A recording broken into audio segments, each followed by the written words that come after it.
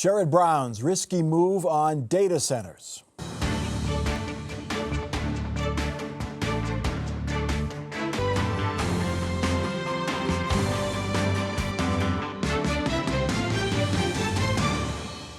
Welcome to Columbus on the Record. I'm Mike Thompson. While not as big an issue as inflation and the economy, data centers have become a flashpoint in this year's campaign. Ohio has become a magnet for the warehouses filled with computers. They draw opposition because they consume a lot of electricity, water, and farmland. But they also create a lot of construction jobs, union construction jobs, which is why a new ad by organized labor champion Sherrod Brown is a bit surprising. He's been called the face of data centers in Ohio. Why? Because Jon Husted spent years aggressively recruiting data centers to the state, cutting sweetheart tax deals and fast-tracking approvals, while ordinary residents watch their electricity bills explode. We are here with Ohio Senator Jon Husted. He has a lot of experience with something called data centers. Jon Husted, who's he really working for? I'm Sherrod Brown, and I approve this message. The ad could win Brown votes in rural Ohio, but it could turn off building tradespeople. To discuss this topic and more, we welcome this week's panel. Joe Ingles from Ohio Public Radio, Jake Zuckerman from Signal Statewide, Republican strategist Mike Gonadakis, and Democratic strategist Brian Rothenberg. Brian, we'll start with you. If the skilled trade unions support data centers because of the construction jobs and then also the maintaining jobs, HVAC, plumbers, electricians, how much of a risk is it for Sherrod Brown to come out pretty hard against them? Well, first of all, the voters are speaking very loudly, for one, and Teamsters just came out in favor of them today. But what's really interesting about it is I think it's been mischaracterized a little bit.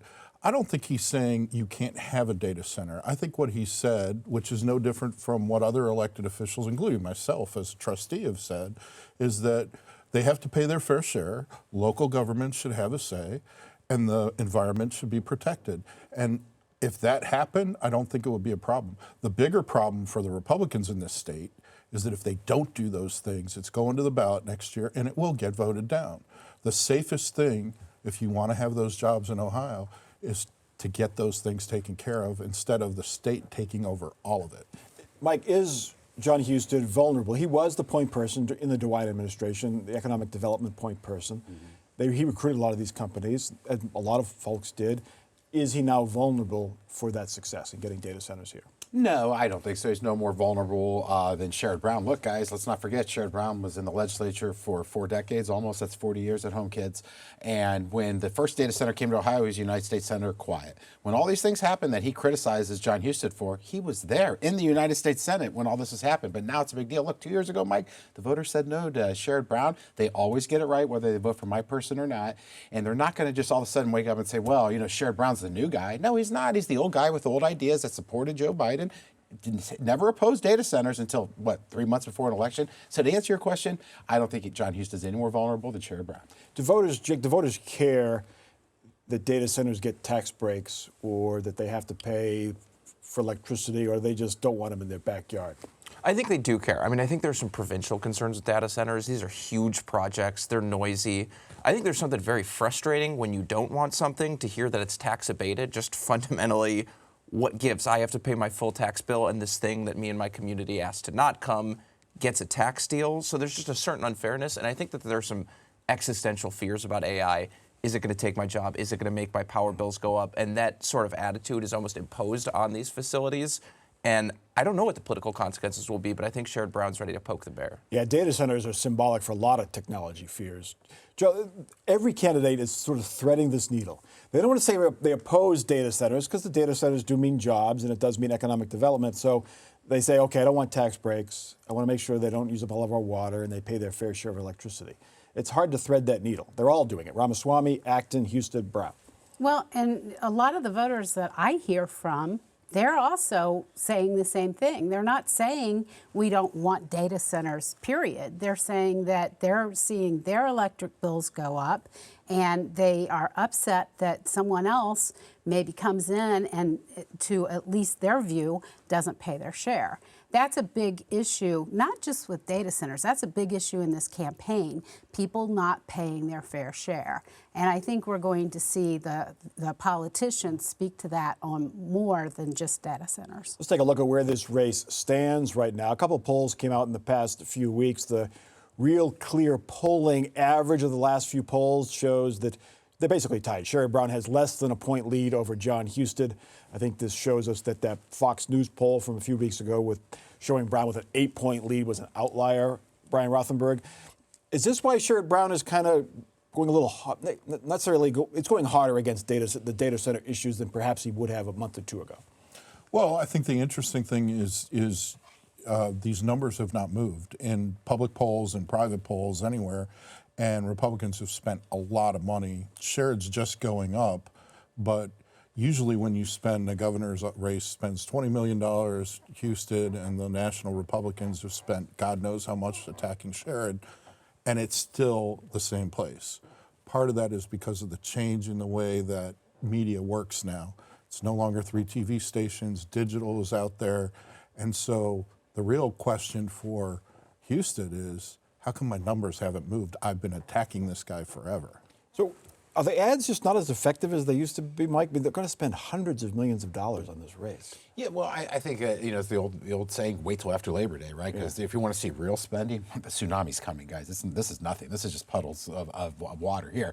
And then when the voters are paying attention, when people are actually watching TV again, watch it a little bit during the World Cup, of course. We broke some records, which was pretty cool. But Buckeye Saturdays, Sunday NFL, you're going to see ad after ad after ad, and that's when people are going to formulate their opinions. So I think they're setting the stage now. Jon has a lot of work to do, things he can't control, the price of food, price of groceries, the Iran war, can't control it. If that doesn't get better, it's going to be a bad cycle for my guys.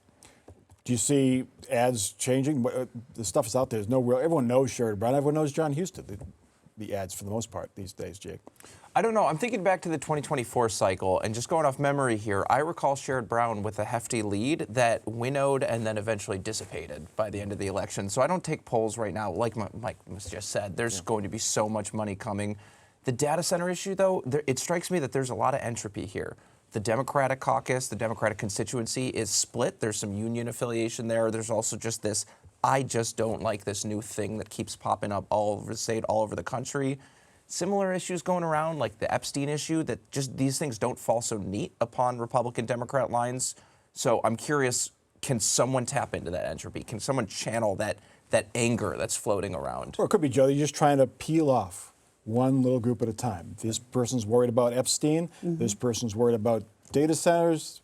Everyone's worried about affordability. Yeah, and I think that's what's happening, and we're seeing them try to peel off. But I think there's also an underlying thing here. It's that, the man has it. The big guy gets all the fun. They get all the money. They get everything. And I think we're starting to see the politicians start to play that card a little bit more in their ads and in what they're saying, and we're going to see that more after Labor Day, I bet. Vivek Ramaswamy has a big money advantage. The Republican and his supporting groups have spent millions of dollars on ads introducing the billionaire and attacking Amy Acton. But as far as the polls are concerned, they have yet to have a real impact. That Real Clear polling average of polls has this race tied as well. This week, the Cook Political Report moved the race from leans Republican to toss-up because of the polling. Mike Onadakis, millions and millions of dollars Vivek Ramaswamy has spent introducing himself to voters. Now his PACs associated with him are attacking Amy Acton, but he still is tied. What's going on there? To Jake's point, it's still a little early. It's the summer. Look, scrolling through my Facebook page, half the state of Ohio was in Myrtle Beach the past 7 to 10 days. So not a lot of people are paying attention. They're at the pools. They're doing other things. But so why spend the money in the first place? Why don't just hang on to it? That's a great question. But to let us watch, Charmin ads or whatever. No one's ever run out of money running for governor of Ohio or United States Senate. So if we're spending millions now, tens of millions more are coming. Okay, so maybe they're setting the stage now. We haven't seen Amy spend much money yet. She has some money. She does. Look, to you and I, the average person, it's a lot of money. She has $9 million or whatever it is. But to run a race and win in Ohio, it's not a lot of money. That's got to be good news for Amy Acton. She hasn't been up on the air doing aggressively with ads, and she's still in the race. It's great news. I mean, here, they've spent $20 million beating her up, and it's gone nowhere. absolutely nowhere. And better and more important than that is the internal poll, one of which was released from the down ticket candidates in the case of John Kulwitz versus Keith Faber. Like 73% of the people didn't know who Keith Faber was, but they're tied. So it's got some legs right now. Now, what happens from Labor Day on is going to determine this, but you know, Kulwitz is starting to raise money. She's starting to raise money. Sherrod's going to have whatever money he wants. If this is tied in September and this Iran stuff continues and affordability continues to be an issue and gas is still up, it's going to be a really tough fall for guys like Mike Ganadakis. Well, Democrats... I'm not on the ballot. I know. Democrats, Joe, are always... I mean, Sherrod Brown had a lead 2 years ago. Richard Cordray had a lead, 8 years ago over Mike DeWine. And Republicans came home, they fell in line, and they voted in a red state. They voted for their person. Yeah, and it's still early, so I caution anyone to look at polls right now and try to predict anything from them. I certainly don't. But I think one thing we're forgetting, too, is the younger voters in particular right now are just not keyed in. They are not watching network TV. So all this money that's spent on network TV ads, you might as well, flush it down the toilet when it comes to young voters, because a lot of them don't even have the access to local stations anymore. But they're seeing it on YouTube and the TikTok and the Instagram Reels. Sometimes, yeah. Acton's lead among independents, Jake, 28%. That's an eye-catching number. Even though it is early, and we have to take polls with a grain of salt, but a 28% lead among independents.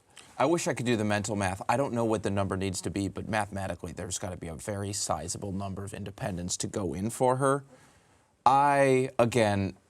There's so much money that's going to come out. I think opinions are just so malleable now. It's just too hard to predict the future. So when does Amy Acton start running ads? When does she go after Vivek Ramaswamy in ads? She does it on social media. I mean, is she running ads now? I haven't seen them. Well, I think right now, if you're not going anywhere and they're not being effective against you, why spend the money now? Especially given what we've talked about.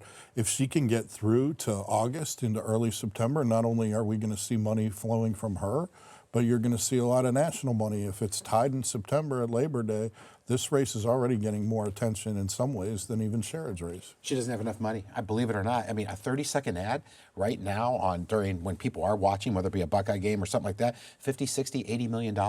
$80,000, for one 30-second ad. She doesn't have enough money to saturate the marketplace. We have 12 media markets in the state of Ohio. You need tens of millions of dollars to get a message, to punch a message through. She doesn't have enough money right now. Unless there are so many people that are entrenched, there's just a small amount of people that are making this decision, and that may be where we're headed. That might be why numbers aren't shifting. How about other ways to get attention? When do these candidates agree to do pointed interviews? Not just interviews on Fox or MS Now, but local interviews. Or do they? That's what I'm wondering. That's the other thing. I think that candidates, we're seeing the message being very measured right now. Access is really buttoned down. And if you want to be a reporter and talk to a candidate, it's hard to say, hey, come talk to me for 10 minutes about anything I want to talk about.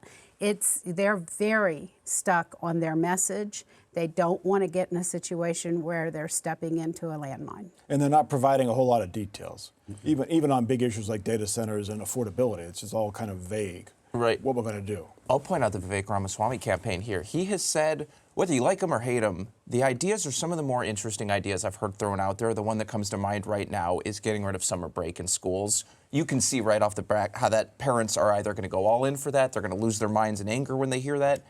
And these things sort of go out there, and then there's an endless line of people like me who say, that's interesting. Tell me more about that. Why do you want to do this? Why is this a good idea? Should we do this?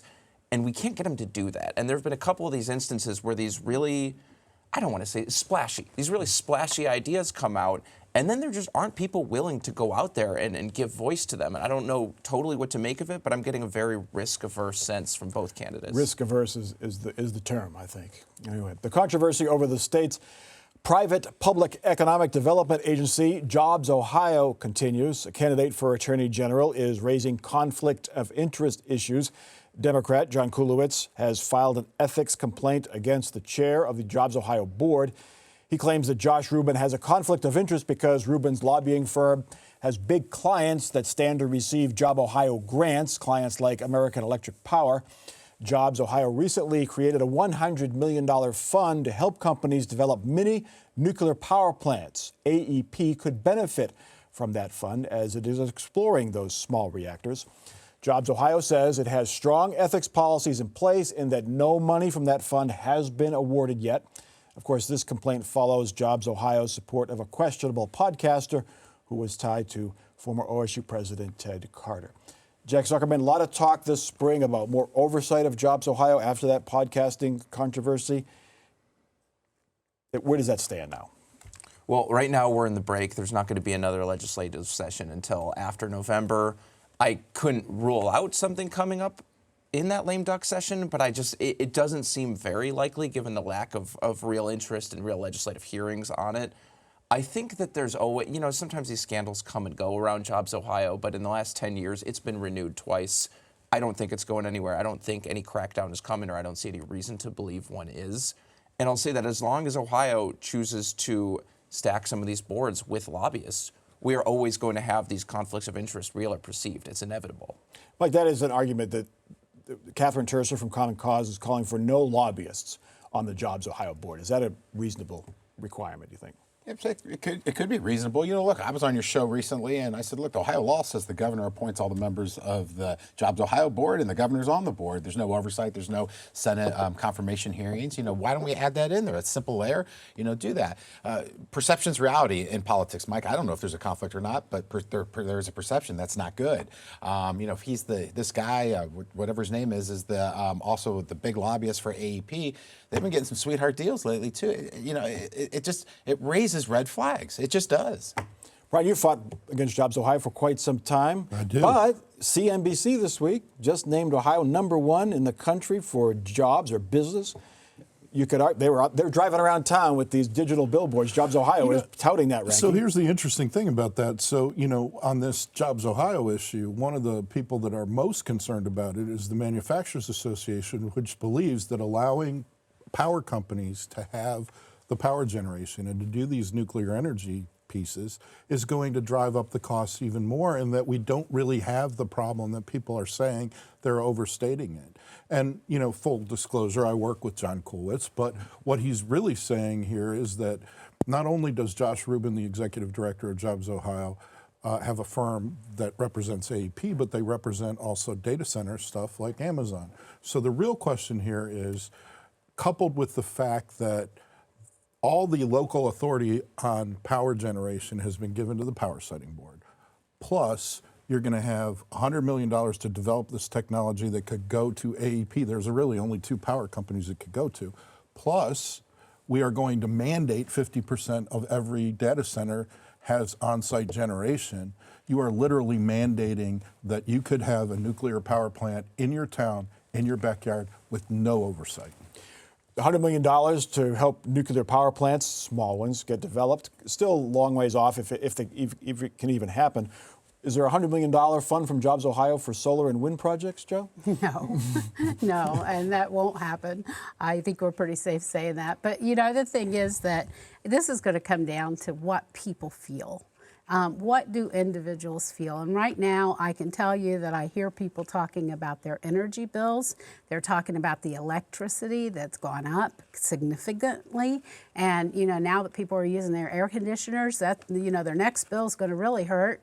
And, that's cumulative. When you take that and you put it with other things that cost more, your groceries, your gas, and everything else, people view life through that lens of where they are. So what will it take, if it ever happens, for the legislature to make some changes to how Jobs Ohio is run? They have a $300 million budget. It's funded through what used to be, it still technically probably is, a public resource, the liquor sales in the state of Ohio. So it's quasi-public money, but there's no real public oversight. Look, a lot of these things come down to inertia, and the legislature had a perfectly good opportunity when it renewed, or I think it came through the controlling board, but this was brought to the public. I think there was some pressure saying that successfully delayed the controlling board's vote on this. The controlling board, which is made up of members of the Ohio legislature by and large, went ahead and voted for it. It feels like the legislature really lost its moment, and then we get some of the byproduct of when you have opaque governance happens. You have these things, you have these sorts of affairs, and public money go in places where it shouldn't. I'm happy to eat my words when the legislature comes up with this 11th hour Jobs Ohio oversight bill, but I don't see what evidence has presented itself to suggest that'll happen. To add on to Jake, though, the governor's going to veto it. He probably will. If they pass something during lame duck to put oversight, he probably vetoes it on his way out the door. But I guess, was the podcasting scandal big enough?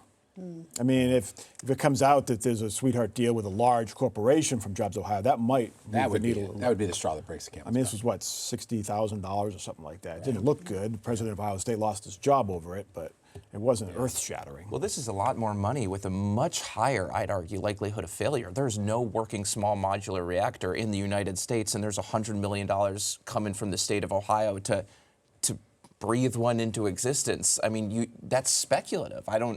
I think you put money out there like that with a reasonable understanding that this might not happen. We might not be the pioneers of small modular reactors. For those of us who lived through the 1970s and all the fights over nuclear power and where to put them, I just can't believe good luck getting these things built. Anyway, there is some concern that state-mandated Ohio Public University intellectual diversity centers are not attracting enough students. State lawmakers created the centers at OSU and 4 other schools 3 years ago. Supporters say the centers counteract liberal bias on college campuses. But some schools report low enrollment, worried that universities are not promoting or perhaps undermining the centers. State Senator Jerry Serino has filed a bill that would require all university students take a civics class at the centers. Joe Ingles, mandating civics classes. Is that the lawmakers? That's what he wants to do. Lawmakers should have that role. He thinks that that's the way to go about it. And honestly, I mean, if you look at the numbers right now of the students taking it, University of Toledo's Institute of American Constitutional Thought and Leadership, that's a long one, they offered 5 classes with a total enrollment of 12 for spring 2026. Fall 2026, they have 60 students registered for 7 classes. When you look at Ohio State here. No, we have the Ohio State numbers here. Okay. Enrollment at the OSU Salmon Chase Center got off to a slow start, but it seems to be picking up. It went from 29 students in 3 courses when it first opened in the fall of 25, then 131 students this past spring, and now the center expects about 350 students coming this fall with 10 courses. So, Joe, I mean, it's a brand new program. It is a brand new program, but there are other classes that are brand new that students flock to because they're very interested in the subject matter. And so this is, something that, if they mandate that students have to take this class, of course it will increase the numbers. And I think that's where they're headed. So, Brian, do you think there's a need to mandate it based on those numbers? I mean, it's doubled every semester, more than doubled every semester. Last I checked, we're in the United States of America, which talks about intellectual freedom, freedom of speech, freedom of thought. I mean, come on, really? We're going to have this Politburo style, we're going to indoctrinate people? I mean, this goes way over the top in terms of creating a program, wasting $10 million that people aren't even using, and then forcing it on people. Come on, this is crazy. Forcing people to learn how their government works. Come on, Brad. You went to college, I went to college. My daughter's in college now. There's tons of classes she has to take, mandated to take in order to get her degree, in order to graduate. No, it's the same thing. It's the same thing. She has to take certain classes, and if this is another one that she has to take in her 4 years at the University of Dayton, then she can do that. They should be learning in 3rd grade. Shouldn't the market dictate whether a school or major exists? Ohio University dropped its bachelor's in French and dance. OSU dropped its bachelor's in medieval and Renaissance studies. Bowling Green dropped its physics major, Jake. Physics is important. Should we require physics by state law? Probably not. But I'll tell you, I think that most of the courses that universities are requiring, I don't know, statistics, English language, base level stuff. This is politics. This does feel more like compelled speech. If the idea of these is free speech, people are supposed to choose to take them, choose not to take them. I mean, I don't want to start naming woke sounding classes, but I don't really see the difference between throwing conservative students into, I'm not going to start naming classes, but into some more liberal leaning classes or vice versa. It's just forcing students to learn and pay for that which they don't care to. Let's get to our final off the record parting shots. Brian Rutherford, you're up first. Well, the Haitian population got a few extra days before they're going to lose their jobs, but people don't realize that in Springfield there are 12,000 people renting. 99% have been paying their rent. They've had jobs. It's going to be a disaster for their economy and even the housing market, those that build houses. Mike. Jake this week posted on Twitter some depressing headlines about all the violence going on in Columbus. He's 100% right. To the voters of Columbus, if you're sick and tired of being sick and tired, vote these guys out. Jake. We've got to lighten things up here. The greatest athlete currently in sport right now is ripping up the Tour de France. We all owe him some more respect. Respect today, Pajakar. Watch the Tour de France. Enjoy July, everyone. In between the World Cup games, watch the Tour de France. I want to add one thing to our discussion about the Sound and Chase Center and all these civic centers. The bill that's under consideration would say that the money that comes in from students taking those classes would have to go back into those civic centers. Can you imagine if it was an English class and it had to go back into the English department or something like that? Joe said young people don't want to vote. I have an idea to get young people to want to vote. Mandate stats classes, statistics classes at all colleges. People will vote. Lawmakers do that, they'll get people to vote. Anyway, that is Columbus on the Record for this week. Don't forget to check us out on demand. Watch us whenever you want on the WOSU News YouTube page. Go to YouTube, search for WOSU News, look for us, subscribe. There you can watch and share this show with your friends and neighbors, people you even disagree with. Also, we're on demand at the PBS app and WOSU.org. For our crew and our panel, I'm Mike Thompson. Have a good week.